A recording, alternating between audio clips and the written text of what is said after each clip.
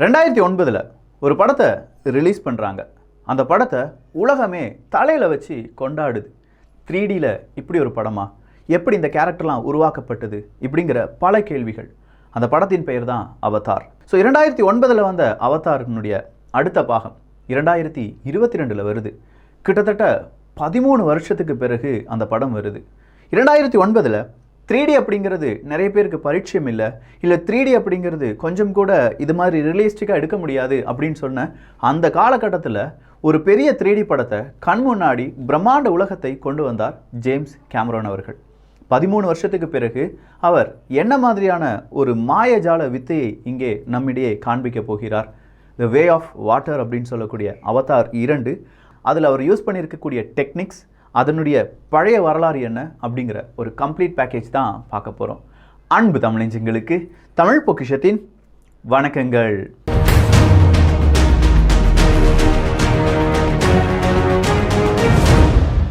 James கேமரான் அவர்கள் அவர் சொல்கிற ஒரே ஒரு வார்த்தை தாங்க, எனக்கு 5 குழந்தைகள் இருக்காங்க, 5 குழந்தைகள்கிட்ட போய் அவதார் எப்படி இருந்துச்சுப்பா அப்படின்னு கேட்டால் அது அப்பாவினுடைய படம், எங்களுடைய படம் இல்லை அப்படின்னு சொல்லிட்டு போயிடுவாங்களாம். ஸோ கிட்ஸ் ஓரியன்ட் ஃபிலிம் கிடையாது அவதார் அப்படின்னு சொல்லி ஜேம்ஸ் கேமரான் அவர்களே ஒத்துக்கொள்கிறார். ஆனால் 2022 வரக்கூடிய இந்த அவதார் அப்படிங்கிறது, த வே ஆஃப் வாட்டர் அப்படிங்கிற இந்த படம் கிட்ஸ் ஓரியன்டாகவும் இருக்கும் அப்படின்னு சொல்லப்படுது. ஸோ அவதார் 2 நீங்கள் பார்க்கறதுக்கு எவ்வளோ ஈகராக இருக்கீங்களோ அதே மாதிரி நானும் ஈகராக இருக்கேன். பொதுவாக படத்தை பற்றி நம்ம பேசுகிறதுலாம் இல்லை, பட் இந்த படம், இது படம் அப்படின்னு சொல்ல முடியாது, ஒரு மனிதனுடைய மிகப்பெரிய ஒரு உழைப்பு அப்படின்னு சொல்லலாம். நார்மலாக இருக்கிற டெக்னாலஜியை வச்சு ஒரு படம் எடுப்பது அப்படிங்கிறது ஓகே, நிறைய பேர் செஞ்சிட்டு இருக்காங்க. இல்லாத டெக்னாலஜி இல்லை, அந்த டெக்னாலஜி அதில் யூஸ் பண்ணுனா பல பிரச்சனைகள் வரும் அப்படின்னு தெரிந்த பிறகும் அதை ஃபுல்லாக அனலைஸ் பண்ணி அதை படித்து அதில் சர்டிஃபிகேட் எடுத்து நான் இந்த படத்தை இப்படி தான் செய்வேன்னு சொல்லி முனைப்புடன் செயல்படக்கூடிய ஜேம்ஸ் கேமரான் அவர்களை எவ்வளவு வாழ்த்தினாலும் பொருந்தும். 1915 மேக்ஸ் ஃப்ளைஷர் அப்படிங்கிறவர் தான் முதல் முறையாக ரோட்டோஸ்கோப்பிங் அப்படிங்கிறத கண்டுபிடிக்கிறார். இந்த ரோட்டோஸ்கோப்பிங் அப்படிங்கிறது முன்னாடி ஒரு நபர் நடிச்சிட்டு இருப்பார், அவரை இந்த பக்கமாக ஒரு ஸ்க்ரீன்லேருந்து பார்க்கலாம். அப்படி பார்த்த அந்த மனிதர் முன்னாடி அவர் நடிக்கக்கூடிய அந்த அங்க அடையாளங்கள் எல்லாமே இங்கே வரைஞ்சிக்கிட்டே இருப்பார். இப்படி ஒரு டெக்னாலஜியில் நம்மளால் அனிமேஷன் ஃபிலிம் அப்படிங்கிறத ரொம்ப ரியலிஸ்டிக்காக எடுக்க முடியும் அப்படின்னு செய்து காண்பித்தவர் தான் இந்த மேக்ஸ் ஃப்ளைஷர் அப்படிங்கிறவர். இவருடைய இந்த கண்டுபிடிப்புக்கு இவர் என்ன செய்கிறாரு? பேட்டன்ட் வாங்குறார். ஒரு கட்டத்தில் இந்த பேட்டன்ட் அப்படிங்கிறது எக்ஸ்பயர் ஆகுது. அப்படி பேட்டன்ட் எக்ஸ்பயர் ஆன உடனே இதை அவங்களுடைய கையில் எடுக்கிறாங்க டிஸ்னி கையில் எடுத்தது மட்டும் கிடையாது, இந்த ரோட்டோஸ்கோப் அப்படிங்கிறத வச்சு நிறைய புது புது அனிமேஷன் படம் அப்படிங்கிறது வெளியிடப்படுகிறது. இப்படி வெளியான பல படங்களும் மனிதர்களுக்கு, குறிப்பாக குழந்தைகளுக்கு ஒரு பெரிய ட்ரீட் அமையுது அப்படின்னு சொல்லலாம். ஸ்னோ ஒயிட் எடுத்துக்கோங்க, இல்லை 7 Dwarfs அப்படிங்கிற அந்த படத்தை எடுத்துக்கோங்க. ஆனால் இந்த மேக்ஸ் ஃப்ளைஷர் அப்படின்னு சொல்லி ஒருத்தரை பார்த்தோம் பார்த்தீங்களா, அவர் தான் இந்த போபாய் இந்த மாதிரி அனிமேஷன் கேரக்டர்லாம் உருவாக்கிய நபர் என்பது இங்கே குறிப்பிடத்தக்கது. ஸோ மேக்ஸ் ஃப்ளைஷர் அப்படிங்கிற ஒரு உருவாக்கின ரோட்டோஸ்கோப்பை வால்ட் டிஸ்னி அவங்க யூஸ் பண்ண பிறகு அடுத்ததாக இதனுடைய வேறொரு லெவல் வரணும் அப்படின்னு சொல்லி எல்லாருமே யோசிச்சுட்டு இருக்காங்க. அதாவது அனிமேஷன் நார்மலாக ட்ரா பண்ணி வரைகிறது ஒரு கட்டம், அந்த கட்டத்துக்கு அடுத்ததுபடியாக ஒரு நபரை நடிக்க வச்சு அதை வரையும் போது இன்னும் கொஞ்சம் ரியலிஸ்டிக்காக இருக்குது. சரிப்பா, அடுத்ததாக என்ன அப்படின்னு பார்த்தா அதுதான் மோஷன் கேப்சரிங் அப்படின்னு சொல்லுவாங்க. இந்த மோஷன் கேப்சரிங் அப்படின்னு சொல்லும்போது நான் நடப்பது, நான் பேசுவது, நான் உட்காருவது, நான் அழுவது, இது எல்லாமே சென்சார் வழியாக கம்ப்யூட்டரில், அதாவது கம்ப்யூட்டர் ஜெனரேட்டட் இமேஜாக மாற்றப்படும். CGI அப்படின்னு சொல்லுவாங்க. ஸோ நான் இங்கே நடிச்சுக்கிட்டே இருப்பேன், எனக்கு தகுந்தது மாதிரியே இல்லாட்டி என்னை விட ஒரு பெரிய பிரம்மாண்டமான ஸ்கெலிட்டன் அப்படிங்கிறது உருவாக்கப்படும். கம்ப்யூட்டரில் ஸ்கெலிட்டன் அப்படிங்கிறது வேறு எதுவுமே கிடையாதுங்க. நம்ம உடலுக்குள்ளே எப்படி எலும்புகள் எல்லாமே இருக்குதோ அதே மாதிரி கம்ப்யூட்டரில் ஒரு அனிமேஷன் கேரக்டரை உருவாக்கணும்னா நம்ம கைகளுக்கு எந்த மாதிரி மூமெண்ட் இருக்குது, இந்த இடத்துல ஒரு ஜாயிண்ட் இருக்குது, இந்த இடத்துல ஒரு ஜாயிண்ட் இருக்குது, இதே மாதிரியான ஜாயிண்ட் வச்சு ஒரு உருவத்தை உருவாக்குவாங்க. இதை அங்கேயும் ஸ்கெலிட்டன் அப்படின்னு தான் சொல்லுவாங்க. ஸோ நான் கையசைத்தேன் என்றால் அந்த ஸ்கெலிட்டனும் அங்கேருந்து கையசைக்கும். இதை எல்லாமே ரெக்கார்ட் பண்ணுறதுக்கு தான் இந்த சென்சார்ஸ் அப்படிங்கிறத பல உடலில் பல இடங்களிலும் வைத்திருப்பார்கள். இந்த சென்சார்ஸ் அப்படிங்கிறது சாதாரண விஷயம் கிடையாது.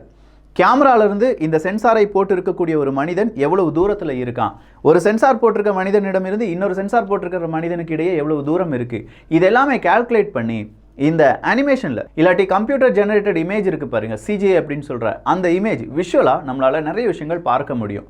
ஒரு கட்டத்தில் இது இன்னும் கொஞ்சம் ரியலிஸ்டிக்காக இருக்கணும் அப்படிங்கிறதுக்காக மோஷன் கேப்சரிங்கே இந்த ஃபேஸ் மோஷன் கேப்சரிங் அப்படிங்கிறதுக்காக மட்டுமே ஸ்பெஷலைஸ்டாக யூஸ் பண்ணாங்க. நம்ம இதை சரியாக புரிஞ்சுக்கணுன்னா தானோஸ் அப்படிங்கிற அந்த அவெஞ்சர்ஸ் படத்தில் இருந்த அந்த கேரக்டர் மட்டும் எடுத்துக்கோங்க. தானோஸினுடைய கேரக்டர் நீங்கள் எடுத்து பார்த்தீங்கன்னா கண் புருவத்திலிருந்து கண் இமைகள் வரை அசைவது அவ்வளோ நுணுக்கமாக இருக்கும். அதுக்கு பின்னாடி இருந்தது எல்லாமே இந்த ஃபேஸ் மோஷன் கேப்சர் அப்படிங்கிறது தான். முன்னாடி ஒரு கேமரா இருக்கும், முகத்தில் பல இடங்களில் சின்ன சின்ன சின்ன சென்சார்ஸ் அப்படிங்கிறது இருக்கும், பல டாட்ஸ் அப்படிங்கிறது நீங்கள் பார்ப்பீங்க. இவர் கண் அசைச்சாலும் சரி, இல்லாட்டி இவர் காது அசைஞ்சாலும் சரி, இது எல்லாமே கம்ப்யூட்டரில் ரெக்கார்ட் செய்யப்பட்டு அதுக்கு ஒரு உருவம் கொடுத்து அந்த உருவத்தை தானோஸ் அப்படின்னு சொல்லி நம்மலாம் அழைச்சிட்டு இருந்தோம். இது எல்லாமே நார்மலாக இருக்கக்கூடிய மோஷன் கேப்சரிங் டெக்னிக்ஸ் தான். இதில் ரொம்ப பிரம்மாண்டமான லார்ட் ஆஃப் த ரிங்ஸ் எடுத்து பார்த்துக்கோங்க, இல்லாட்டி rise of the planet of the apes அப்படின்னு சொல்கிறத பார்த்துக்கோங்க, த ஹாபிட் அப்படிங்கிற படம் எடுத்து பார்த்தீங்கன்னா இதில் எல்லாத்துலேயுமே இந்த மோஷன் கேப்சரிங், நான் சொன்ன ஃபேஸ் மோஷன் கேப்சரிங் எல்லாமே யூஸ் பண்ணியிருப்பாங்க. அவதார்லேயும் இதே மாதிரியான மோஷன் கேப்சரிங் டெக்னிக்ஸ் அப்படிங்கிறது யூஸ் செய்யப்பட்டிருந்தது. அதன் வழியாகத்தான் ரொம்ப ரியலிஸ்டிக்கான 3D கேரக்டரை நம்மளால் பார்க்க முடிந்தது. ஆனால் இந்த தடவை ஜேம்ஸ் கேமரோன் அவர்கள் சாதாரண விஷயத்தை கையில் தொடலை. அவர் செஞ்சது என்னென்னா, மோஷன் கேப்சரிங் செய்யலாம், ஆனால் அது தண்ணிக்குள்ளேயா இருக்கணும் அப்படின்னு சொல்லி நினைக்கிறார். ஏன்னா படத்தினுடைய பெயரே த வே ஆஃப் வாட்டர் அப்படிங்கிறது தான். ஸோ தண்ணீருக்குள் அப்படின்னு சொல்லும்போது பொதுவாக தண்ணீருக்குள் அக்வாமேன் அப்படிங்கிற ஒரு படத்தை எடுத்து பார்த்தீங்கன்னா ரொம்ப நல்லா இருக்கும். ஆனால் அதை எப்படி எடுத்திருப்பாங்கன்னா ட்ரை ஃபார் வெட் அப்படிங்கிற ஒரு டெக்னிக்கில் யூஸ் பண்ணி எடுத்திருப்பாங்க. ட்ரை ஃபார் வெட் அப்படிங்கிறது வேறு எதுவுமே கிடையாது. நாம் இந்த ஸ்பேஸை சம்மந்தப்பட்ட படம்லாம் பார்த்தோம்னா அவங்க மிதக்கிற மாதிரியே இருக்கும். அப்படி மிதக்கிற மாதிரியே இருப்பதற்கு பின்னாடி க்ரீன் ஸ்க்ரீன்லாம் போட்டு அப்படி மிதப்பதற்கு இந்த ரோபு கயிறுகளை பயன்படுத்தி அப்படியே மிதக்க வைப்பாங்க. இதே மாதிரி தான் ட்ரை ஃபார் வெட் அப்படிங்கிற இந்த டெக்னிக்ஸ்லையும் அக்வாமேன் அப்படிங்கிற படத்தில் கடலுக்கடியில் நிறைய சீன் எடுக்கப்பட்ட மாதிரி இருந்தாலும் அது எல்லாமே கயறுகளில் மனிதர்கள் அப்படிங்கிறது இந்த தண்ணீருக்கு நிகராக ஒரு ஃபிசிக்ஸ், அதாவது ரொம்ப பெரிய அளவில் கொஞ்சம் விஷயங்கள்லாம் யூஸ் பண்ணி அவங்க நடந்தால் எப்படி இருக்கும், நின்னா எப்படி இருக்கும் அப்படிங்கிற மாதிரி கயிறுகளை அசைக்க வைப்பாங்க. அதன் பிறகு தண்ணீர் அப்படிங்கிறது கம்ப்யூட்டர் ஜென்ரேட்டட் இமேஜாக சேர்க்கப்படும், விஎஃப்எக்ஸ்லாம் சேர்ப்பாங்க. இப்படித்தான் அக்வாமேன் எல்லாமே உருவாக்குனாங்க. இன்னைக்கு ஜேம்ஸ் கேமரோன் அவர்கள் எடுத்திருக்கக்கூடிய இந்த முயற்சி அப்படிங்கிறது ரொம்ப ரொம்ப நபர்களால் எடுக்க தயங்கின ஒரு விஷயம் அப்படின்னு சொல்லலாம். நேரடியாக ஒரு 9 லட்சம் கேலன் தண்ணீர் அப்படிங்கிறத வச்சு ஒரு பெரிய பூல் அப்படிங்கிறத ஏற்பாடு செய்கிறார். நார்மலாக ஒரு 20க்கு 40 ஸ்விம்மிங் பூல் எடுத்திங்கன்னா அதில் 30,000 கேலன் தண்ணீர் தான் இருக்கும். ஆனால் இவர் 9 லட்சம் கேலன் தண்ணீரை வச்சு அவ்வளோ பிரம்மாண்டமான ஒரு பூல் அப்படிங்கிறத ரெடி பண்ணுறார். அந்த பூல் ஃபுல்லாகவே தண்ணீருக்குள் அதிகமாக வெளியில் இருக்கக்கூடிய லைட் அப்படிங்கிறது ரிஃப்ளெக்ட் ஆகக்கூடாது அப்படிங்கிறதுக்காக அந்த பூலில் பல இடங்கள் அப்படிங்கிறது மறைக்கப்படுது. சில இடங்களில் குட்டி குட்டி போல்ஸ் அப்படிங்கிறத போடுறார். அதுக்கு கீழே மனிதர்கள் நடிக்க வேண்டும். எங்கே தண்ணீருக்குள்ளே உண்மையாக தண்ணீருக்குள் எப்படிலாம் நடக்க முடியும், உண்மையிலேயே நம்ம தண்ணீருக்குள்ளே மிதந்தா எப்படி இருக்கும் அப்படிங்கிறத அங்கே இருக்கக்கூடிய ஆக்ட்ரஸ் அப்படிங்கிறவங்க நடிக்கணும். அப்படி நடிக்கிறது மட்டும் போதாது, அப்படி நடிக்கும்போது சென்சார்ஸ் எல்லாமே போட்டிருக்கணும். அதை ஒரு கேமராமேன் கீழே இருந்து அவர் படம் பிடிக்கணும். இதுக்காக ஸ்பெஷலைஸ்டாக அவர் என்ன செய்யணும், ஒரு கேமராவை உருவாக்கணும். சோனி நிறுவனம் கூட ஜேம்ஸ் கேமரோன் அவர்களுடைய அந்த நிறுவனம் என்ன செய்கிறாங்கன்னா ஒரு டைப் போடுறாங்க. கிட்டத்தட்ட 1.5 வருடங்கள் இதுக்கு பின்னாடி பலவிதமான கேமராக்களை சோனி என்ன செஞ்சு காண்பிக்கிறாங்க, ஜேம்ஸ் கேமரோன் அவர்கள்ட்ட காண்பிக்கிறாங்க. அப்படி காண்பிக்கும்போது அவருக்கு நிறைய சாட்டிஸ்ஃபேக்ஷன் இல்லாமல் இருக்குது. சில நேரங்களில் ஒரு சின்ன பபுள் வந்தாலும் அது பெரிய அளவில் இம்பேக்டை ஏற்படுத்துது. சில நேரங்களில் அசைவுகள் வரும்போது கேமராவில் சின்ன சின்ன ஷேக் எல்லாமே வருது. இதெல்லாம் தாண்டி ஒரு கேமரா அப்படிங்கிறது இந்த அவதார் 2க்காகவே உருவாக்கப்படுது. அப்படி உருவாக்கின அந்த கேமராவை வச்சு நடிப்பதற்காக நபர்கள் அவங்க எல்லாமே தேர்வு செய்யப்படுறாங்க. ஆனால் தேர்வு செய்யப்படக்கூடிய அனைத்து நபர்களும் கண்டிப்பாக ஸ்கூபா டைவிங்கில் என்ன செஞ்சுருக்கணும், சர்டிஃபிகேட் வாங்கியிருக்கணும். நீங்கள் ஸ்கூபா டைவிங்கில் சர்டிஃபிகேட் வாங்கினது மட்டும் கிடையாது, யோகா இல்லாட்டி மூச்சடக்கும் அந்த வித்தையை நீங்கள் தெரிந்து கொள்ள வேண்டும் அப்படிங்கிற உத்தரவு பறக்குது. நம்ம பார்க்கக்கூடிய எல்லா கேரக்டருமே மேக்சிமம் இதே மாதிரி 6 நிமிடங்கள், 1.5 நிமிடங்கள், 7 நிமிடங்கள் வரை மூச்சை அடக்கி அதுக்கு கீழே அவங்க நடிச்சிருக்காங்க. அப்படிங்கிற இந்த விஷயத்தை பார்க்கும்போது மனுஷன் ஒரு படத்தை உருவாக்குவதற்கு எவ்வளவு மெனக்கெட்டு இருக்கிறார், அதுக்கு பின்னாடி அவர் எவ்வளோ நுணுக்கமான சில விஷயங்களை யோசிச்சிருப்பார் அப்படிங்கிறத நம்மளால் புரிந்து கொள்ள முடியுது. ஆனால் இதோடி இந்த அவதார் 2 அப்படிங்கிறது முடியலை. நார்மலாக நம்ம பார்க்கக்கூடிய படங்கள் எல்லாமே 24 FPS அப்படின்னு சொல்லுவாங்க. 24 FPS அப்படின்னு சொல்லுவாங்க, ஃப்ரேம் பர் செகண்ட் என்பது தான். இந்த 24 FPSல படம் பார்க்கும்போதே கொஞ்சம் ஸ்மூத்தாக தான் இருக்கும். ஆனால் வீடியோ கேம்ஸ்லாம் நம்ம பார்த்தோம்னா அது ஒரு 60 FPSலாம் இருக்கிற மாதிரிலாம் சில வீடியோ கேம்ஸ் என்பது டிஃபைன் பண்ணியிருக்காங்க. ஆனால் இந்த படம், இந்த அவதார் 2 அப்படிங்கிறத 48 FPSல உருவாக்கி இருக்கிறார் ஜேம்ஸ் கேமரோன் அவர்கள். அதை high frame rate HFR technique அப்படின்னு சொல்லுவாங்க. இந்த HFR அப்படிங்கிற டெக்னிக்கில் 48 FPSல ஒரு படத்தை எடுத்து அதை நார்மலாக இருக்கக்கூடிய திரையரங்கில் திரையிடும்போது ஏதாவது வித்தியாசம் தெரியுமா அப்படின்னு பார்த்தா இல்லை. ஆனால் அதே நேரத்தில் இதை 3Dயில் பார்த்தோம்னா கண்டிப்பாக பல வித்தியாசங்களை நம்மளால் உணர முடியும். 24 FPS பார்த்துட்டு இருக்கிற நமக்கு திடீர்னு 48 FPS, ஒரு செகண்டில் 48 ஃப்ரேம் அப்படிங்கிறது கடந்து போகும். ஸோ இந்த 48 ஃப்ரேம்ஸ் கடந்து போகும்போது நம்ம கண்ணுக்கு ஏதாவது வித்தியாசமான வலிகள் ஏற்படுமா அப்படின்னு பார்த்தா ஒரு ஸ்பெஷல் எஃபெக்ட் அப்படிங்கிறது ஏற்படும். அதை சோப் ஒப்பேரா எஃபெக்ட் அப்படின்னு சொல்கிறாங்க. இந்த சோப் ஒப்பேரா எஃபெக்ட் அப்படிங்கிறது வேறு எதுவுமே இல்லைங்க. ஒரு வீடியோ கேம் விளையாடும்போது ரொம்ப ஸ்மூத்தாக சில சீன்ஸ் அப்படிங்கிறது மூவ் ஆகிற மாதிரி இருக்கும். ஸோ இந்த வீடியோ கேமை கட் பண்ணி ஒட்டின மாதிரியே இருக்கும் நம்ம இந்த படத்தை பார்க்கும்போது. அந்த மாதிரி இருந்துச்சுன்னா அந்த ரியலிஸ்டிக் அப்படிங்கிறது நம்மகிட்ட இருந்து மிஸ் ஆகும். ஒரு வீடியோ கேம் தானே, இது வந்து ஃபுல்லாக கம்ப்யூட்டர் ஜென்ரேட்டட் இமேஜ் தான் அப்படின்னு சொல்லி நம்ம என்ன செஞ்சிருவோம், உதறி தள்ளிடுவோம்.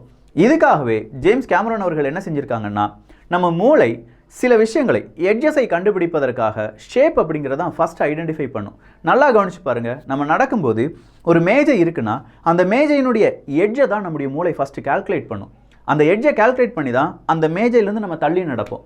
ஸோ இந்த மாதிரி ஒரு படத்தை பார்க்கும்போதும் நம்ம மூளை எட்ஜஸை வந்து ரொம்ப பெரிய அளவில் மானிட்டர் பண்ணுறதுக்கான வாய்ப்புகள் இருக்குது. அப்படி பண்ணும்போது சில விஷயங்கள் 3Dயில் நம்ம கண்ணிலேருந்து மறைஞ்சு போயிருமா, அதையும் இவர் ரொம்ப பெரிய அளவில் ஸ்டடி பண்ணி அந்த மாதிரியான எட்ஜஸ் எல்லாமே அவாய்ட் பண்ணி ஒட்டு மொத்தமாக அந்த சீனுக்குள்ளேயே நம்மளை உட்கார வைப்பதற்கான டெக்னிக்கை ஜேம்ஸ் கேமரன் அவர்கள் உருவாக்கி இருப்பதாக கூறப்படுது. ஆனால் அதே ஜேம்ஸ் கேமரன் அவர்கள் இன்னொரு விஷயத்த சொல்கிறாங்க. நான் இப்போ எடுக்கக்கூடிய படத்தில் நிறைய விதமான புது டெக்னாலஜி யூஸ் பண்ணியிருக்கேன். நான் போடுற முதல் ஃபஸ்ட் அவதார் படத்தினுடைய ப்ரொடியூசரை நீங்கள் எடுத்து பார்த்தீங்கன்னா அது ஜேம்ஸ் கேமரன் அப்படின்னு சொல்லி ஒரு பெயர் இருக்கும்.